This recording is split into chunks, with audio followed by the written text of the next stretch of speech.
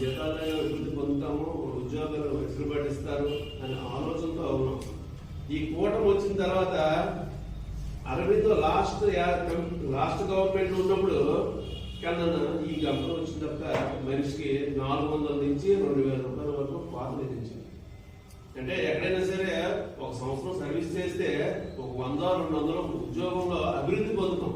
కానీ ఇక్కడికి వచ్చారు కదా ఉన్న జీతాల్లో పాత ఏర్పడింది.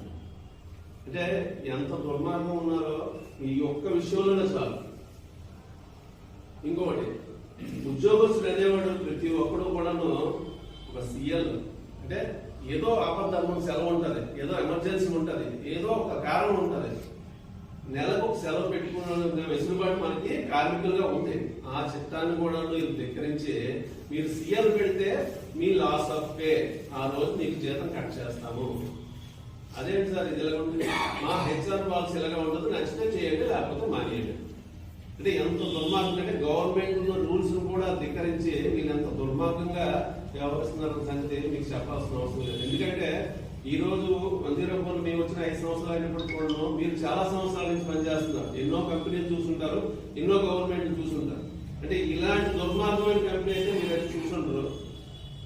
మా అందరి తరఫున మీకు అభ్యర్థిస్తుంది ఏంటంటే రాబోయే రోజుల్లో మేము ఎటువంటి కార్యకలాపాలు చేసినా సరే మీ అందరూ మాకు సపోర్ట్ చేస్తారని కోరుకుంటూ ఈ రోజు ఈ కార్యక్రమాన్ని ఏర్పాటైతే చేశాం.